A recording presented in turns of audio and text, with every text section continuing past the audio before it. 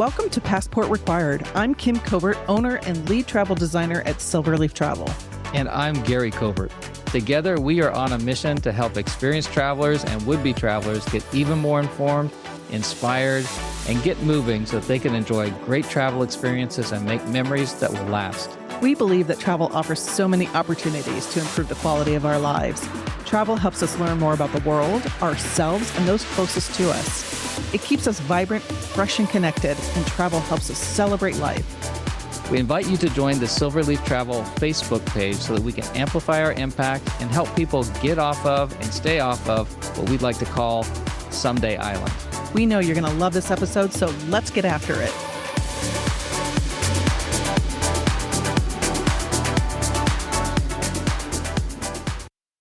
Welcome to another episode of Passport Required. I'm Kim Covert. And I'm Gary Covert. And we're talking about the Rhine River. Yeah. And the reason we're talking about the Rhine River, it is one of the most iconic European river cruises that a person can take. And in another episode, we are talking about the Danube River. Mm-hmm. And if you're going to do a European river cruise, probably the Rhine River or the Danube River is going to be the one you're going to do first. Yeah, those are very popular first-time cruises. Yeah, and I think they're, again, just a really excellent way for somebody who hasn't done a lot of the European travel, a way for you to get oriented and a way for you to kind of learn the ropes and kind of get into it. So fantastic option. Love it. So let's jump into it. So with the river cruising, you can either start at the top of the river. Is that the head of the head of the river, upstream or downstream? I guess that's a more accurate way of saying. So what are the options for upstream and downstream for the Rhine River? On the Rhine, you can either start in Amsterdam and end in Basel, Switzerland, or start in Basel, Switzerland, and end in Amsterdam. Okay. And which one would you recommend? I recommend starting in Amsterdam because I always suggest coming in a few days early to get acclimated, just in case there's any flight situations. You can just get in and see the city that you're going to start in. And I think there's so much to see in Amsterdam that's a great launching spot, as well as ending in Basel. That's a good launching spot to go somewhere else at the end. Yeah. And we'll talk about Basel's a cute town, but there's just not a lot to see there. I call it, more like a town, city, not like a world city. Amsterdam's a world city with a history plus, modern culture and all and that easy sort of flights stuff. to get into. That's a big one right there. There's so many flights that go in and out of Amsterdam. And Amsterdam is a good transit point as well. So a lot of good flights into Amsterdam. So Amsterdam would be a great place to start. For those that are not familiar with Amsterdam, what are some of the key highlights in Amsterdam? Obviously, there's the canals. There are wonderful museums. And one famous one is the Anne Frank Museum. Yes. Tip is they sell out 6 weeks in advance to the minute. Yes. For the optional 30-minute introductory session in front of the museum tour. So, it's very, very popular. So whatever line you have in mind that you think would be appropriate for a popular museum, double or triple that. Yes. It's crazy how many people they run through this very small museum. Yeah, it's really unique. So get online, buy your tickets ahead of time. So you have that history. You've got the Anne Frank house. You've got the canals. You've also got some really world-class museums for all the Dutch masters and all that sort of stuff. And they have such an iconic, part of classical art, history and that sort of thing. So the Dutch masters. Yeah, there's towns just outside of Amsterdam you can go visit for the day and see the windmills. Tulip Festival, if you're at the right time of year, they have the I'm going to massacre this. Keukenhof Gardens. The Keukenhof Gardens. I'm going to massacre this. I knew it. You're at the right place if it has tulips. Yes. Okay. So there's a however short you season. say it. Yeah. Yes. It's like mid-April to mid-May, and that's it. And it closes. So and then for the port, the where you're going to pick up your cruise ship is right there in the city. Right downtown. Yes. So right in the old part of the city. So it is really an easy place to jump off and a great place to explore. When we stayed there, we did not do a pre-part of the cruise that was included, with the cruise. We did that on our own. Had a great time. It worked out just fine. There's lots of options there in the city. What are some of the main hotels that you put your clients in? There's a brand called NH. NH has about 6 or 7 different hotels throughout the rings, which we call the rings, which are really popular. Oh, and then the hotel that we found was a little bit smaller one. Actually, our room, our hotel room was smaller than our cabin on the river cruise. Yeah. Which is pretty amazing. But it was this old historic right on the canal. On the canal. It was really charming. Yep. But really small. But there's some hotels that are like right on the port. So you can just walk from the hotel to the ship or a short walk. We ended up walking with our luggage to the ship. Some people can do a real quick taxi ride. Yep. But it's all very close. All very close. So that's a great option to be right in the city. So you stay in Amsterdam a couple days. Your recommendation is start at the upstream and go from Amsterdam and go downstream. So what would be the next things? What would happen after that? So then you get on your ship and every itinerary can be slightly different depending on what the cruise line is offering. But usually you get on the ship and it leaves that night. Some leave the next morning. And some of the first stops, and we're going to kind of just talk general cities because everybody does it a little bit different. It'll be slightly different. Yeah, but some of them actually do stop in Kinderdijk, which is where there's a lot of windmills. Those are beautiful. Really neat. And you can go inside a working windmill. They take you to where they make the wooden shoes. It was really fascinating. So it's neat to see this canal with tons of working windmills. Something out of a movie. It's really cool. Yeah. And then the next stop is usually Cologne, Germany. Yeah, and Cologne is wonderful because that's a location where it's a major German city, and you're very close to the city center, where your ship will dock. Yeah. And so I remember just looking, right out our window, and we could see the cathedral, which is the biggest building in town, obviously. And just really a landmark. So Cologne, a wonderful city with an old town. Very. And the cathedral, and actually they've got a really excellent Roman history museum there. We spent a good couple hours there just talking about the ancient Roman history, which is very much so. So after Cologne, you will likely go to a town perhaps like Koblenz, and you can tour Marksburg Castle. Some will go right to Rudesheim. Some stop at Heidelberg. Heidelberg is a neat city. It's a university town. I think they've had a university there for hundreds of years. It's one of the oldest universities in Germany. But also they've got this beautiful red castle up on top, which has an attraction, which was very attractive to you, which was the Great Vat. A vat of what? Wine vat. 49,000 gallons. Yes. From the 18th century. It is massive. It's so hard to take a picture in front of it because it's just so... The scale of it. It's down in this gigantic cellar, but it's this huge cask. I just can't even imagine how big this thing is. But there's lots of different options there. Heidelberg is a wonderful location. In there, you will do a sailing. Kind of a scenic sailing, as they call it, down the middle Rhine. This is probably the most iconic part of a Rhine River cruise because you're going to go through what they call the middle Rhine. It's basically a pretty narrow valley that really along it, like every mile or two. And I think they had, I don't know how many castles they had. Count.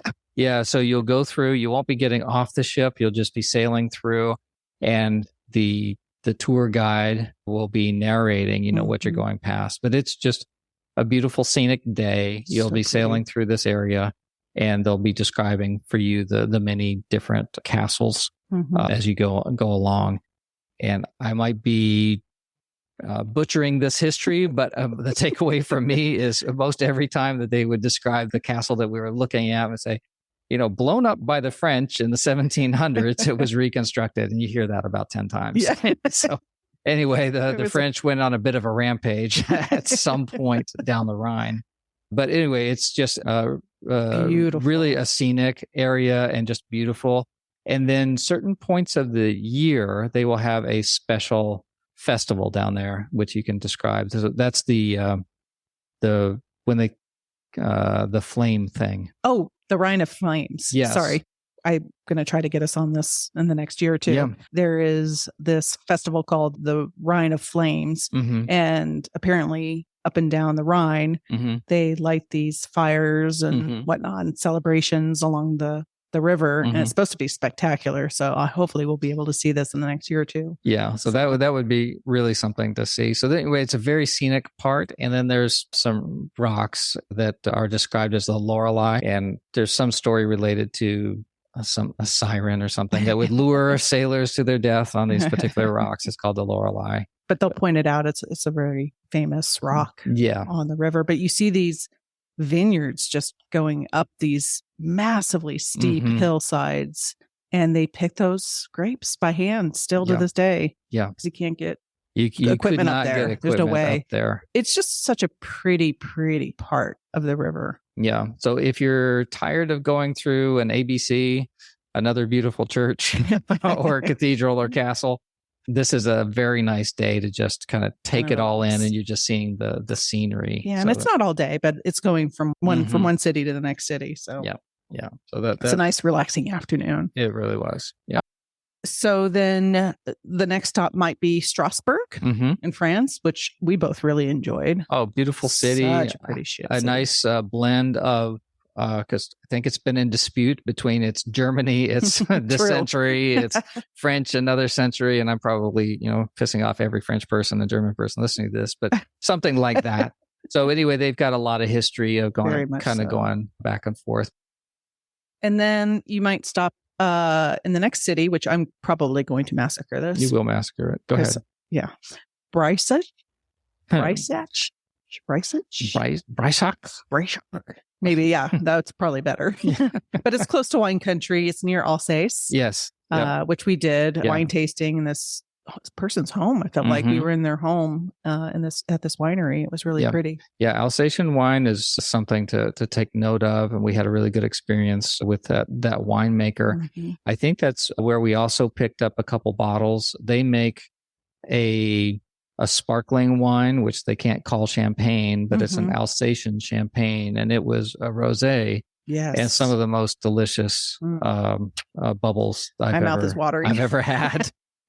And then we ended up in Basel. So just a quick thought on the Rhine is this is a very wine heavy itinerary because that's where a lot of the wine growers are located.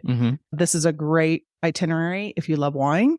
Also, they have those wine themed cruises. Many of the cruise lines do this where they will bring a winemaker on board from a U.S. winemaker, a well-known. I'll just throw names out. It's not the true one, but say, for instance, like Kendall Jackson or Clos du Bois, whatever, they'll bring them on board. They get to bring their wine as well, but it is a wine region. So they are serving the local wines, but the winemaker might have a lecture one day or do a special excursion with him visiting local wineries. So this is a great itinerary if you love wine.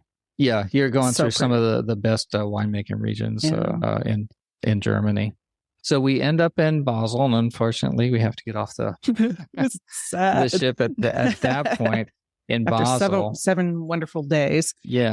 So you can either do the land package through the cruise line. We chose to go on our own, and we just got a taxi to the train station real close, maybe 10 minutes, and bought train tickets to Lucerne. Yes. So we went to Lucerne, Switzerland, and stayed there for a couple days and toured Lucerne, which was very, very beautiful, but shockingly expensive. Yeah. So there's, you're in Switzerland when your pizza now costs $40. Yes. It's crazy. But there's a decided difference between German prices and Swiss prices. And it's just something to be aware of. Yes. But it is so beautiful. I say that Switzerland is unfairly pretty. Very. It's got these beautiful mountains and it's got lakes, right beside it. It's just Your pictures won't do it justice. No. So anyway, for me, I don't really have a strong memory of Basel, particularly of anything. Because we didn't stay there. Yeah. So I'm sure there's wonderful things I've had to see clients there. stay there. It's a cute city. Mhm. It's not very big. Yeah. I just kind of think of it as a jumping off spot to Switzerland. And that's what we did. So you can certainly do that with your cruise line. We did it on our own. Lucerne is a beautiful city. It's right on a lake. There's many mountains to go up. Yep. You can do a few tours within the city. And usually what people will do is like take a boat ride down the lake and just really enjoy the lake. And they're kind of like ferries.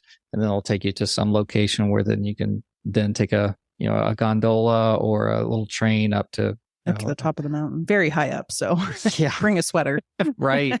Yeah. It can be drastically different up on these even in the summer scenic overlooks. Yes. Even down and kind of, you're not really in the Alps at this point, I don't think, around Lucerne, not in the serious mountains, but yeah, it's just beautiful. Anyway, it's unfairly pretty. You're going to pay for it. But anyway, it's a great jumping off spot for other places. And you can even go to smaller little towns. You got so many options. The train systems there are great. You may have to change trains and burn or whatnot, but we went to Lauterbrunnen, which was so amazing, so beautiful. I know you keep saying it. It's just unfairly pretty. And you're high up in the Alps here. Yes. And we stayed in this beautiful hotel and we'd walk around town and you'd look up to the mountains and, I don't know, miles up a mountain, you'd see a village, like a home. Yeah. There's another people living up there. Yeah. There's another little town up there. How do they live up there? Yeah. And there's another connection. There's always some sort of, another kind funicular or cog train or gondola. Or some sort of lift that will take you up there. And it's just amazing. You think that, this is the end of the mountain. It's like, nope. No. There's like another shelf, of a canyon, and there's a whole other town up there. Yes. And they're connected by all these different other trail systems. Got lots of hiking opportunities. Yeah. Walking. And one, I would say, if you did find yourself in Lauterbrunnen, there is something that's just like out of Lord of the Rings, Middle Earth kind of experience. You can go and hike into this cave that is basically a waterfall. So they've burrowed these tunnels around a waterfall that's inside of a mountain. Something it's amazing. Straight out of Lord of the Rings. It just really feels, it's just iconic and just really fantastic. But you can keep going. You can do Zermatt. You can do so many other places. Yeah. Interlaken. You can really add another almost week or 10 days and see a lot more of Switzerland. Yeah, there's a lot more to do in Switzerland, but definitely at the end of this itinerary, you probably want to take a couple days and, experience see something around there. Then after that, I think we went down to Zurich. Yep. We stayed there for a night before our flight home. And then motored on home. Yeah. So for this itinerary, what would be the ideal time of year? So from Amsterdam to Basel, doing just a standard Rhine cruise, I would say May, September, October. It's going to be cooler, less crowded. Prices will be pretty good, better than in the summertime where it's a little more crowded, a little bit more expensive. But if you want to see the tulips, there's a tulip season, and that's like mid-March through mid-May, start of May. So that season's very short. So it'll be a little earlier in the season to get the tulips. How about Christmas markets? Is this an itinerary you'd want to do for a Christmas market? Yeah, you could do this for Christmas markets. Okay. Cologne is famous for their Christmas market. Okay. There's several Christmas markets along the Rhine. Okay, so very briefly, what is a Christmas market itinerary? They start right after Thanksgiving. So the very last week of November, and they'll run to about December 22nd. And that's when multiple cities along the Rhine, the Danube, will open up their what they call Christmas markets, and it's an outdoor festival where people will sell their goods, Christmas themed goods, and there's usually a hot chocolate or some drinks that are being served, something warm. Yes, and there's lights and Christmas trees everywhere, and programs and singing, and it's just there is nobody who does Christmas quite like the Germans. Yes. They just take it to another level. Whatever you think of as Christmassy, they're on another level. They've got more special drinks. They've got more special ornaments. They know how to do these kinds of things. Yeah. Right? So if you're interested in a Christmas market, I would definitely recommend the Rhine. Okay, and then let's touch on difficulty. So what kinds of mobility issues are related to this particular itinerary? I would definitely say do this when you're physically able. Plan your river cruises while you can walk. And one on the ship, there's elevators, but they only go to the third deck. And then if you want to go to the sun deck, which is the open air and the seating, there's no elevator that goes to the top. So you will have to climb stairs. Plus, and I don't know if I mentioned this in the other podcast, but in port, depending on your ship size, you will be tethered next to another ship and you may have to walk up and over their ship if you can't walk through their ship. Okay. So you need to be able to walk up and down stairs unassisted. If you have a cane and you can walk stairs, great. But if you're in a wheelchair, this is not an itinerary for you. Then just in town in general, it's not ADA compliant because that's an American thing. So you're not going to find a lot of elevators and everything. You're going to have cobblestone streets, small doorways. You just need to be able to walk, get on and off a bus. So just try to plan these types of itineraries early on. Yeah. In your travel do the clock. tough ones first. Yeah. Good advice. And then I feel like this itinerary is very common. So most of the major cruise lines, the river cruise lines are going to be doing everybody this. Everybody does this one. What's we everybody have, for those that don't know? have, everybody's heard of Viking, AMA Waterways, Avalon Waterways, Uniworld, some that you might not have heard of, Tauk, Amadeus, Scenic, Emerald, and then Riverside. That's a new one. Yeah, they bought all the Crystal River cruise ships. So they're slowly rolling those out and they'll be sailing on the Rhine. Yeah. Beautiful, beautiful ships. So they all have their own unique models of what they offer, some more than others. So it just depends on what you're looking for. Yeah. So there's a lot of them. This is a very common itinerary. Common doesn't mean it's a common experience. No, it's really not boring. A great experience. Absolutely. And a lot of people do it. A lot of cruise lines do it, and for a good reason. And the average is the 7-night, like we did, the Amsterdam to Basel or vice versa. But you can also sail all the way down to Budapest. There are 14-nighters. There's longer itineraries. That's true. You don't have to get off. Exactly. You can continue to go on and stay on the river system and continue on that journey. Yeah, you've had a couple of clients that have done that. Very much. I have one going on today, actually. Really? Yeah. Oh, fantastic. Yeah. Well, I'm jealous. So for you, when you think about this itinerary, what's the highlights for you, and would you do it again? 1,000% I would do it again. For me, the Rhine is very picturesque. I thought it was very beautiful. I mean, to see all these vineyards just from the river up to the top of the mountain is something I've never seen before. And to see Amsterdam and to see Switzerland, that was just spectacular. And I know there's just so much more to see. Yeah, so. That was my impression too. I really love this itinerary. It's very scenic. I feel like you see a wide variety of things. I love Amsterdam. Amsterdam's one of my favorite cities. I feel like but the more you're there, the more you're going to learn and see it. It's a comfortable, friendly and kind of comfortable. Just a little note on Amsterdam. It feels to me kind of like an old pair of corduroys or something. It's comfortable, but good city. And then it's scenic in the middle and very cultural, especially related to wine.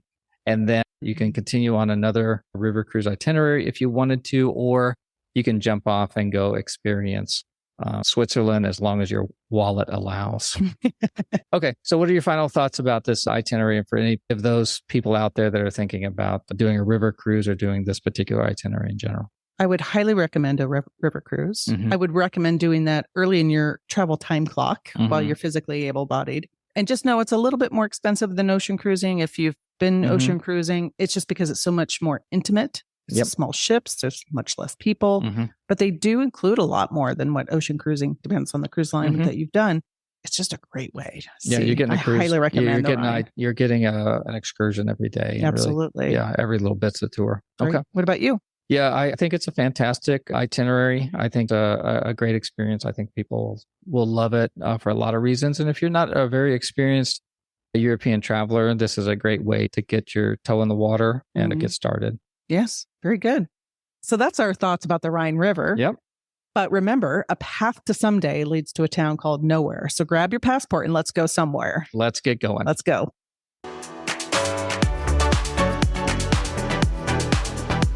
Thanks for listening to Passport Required.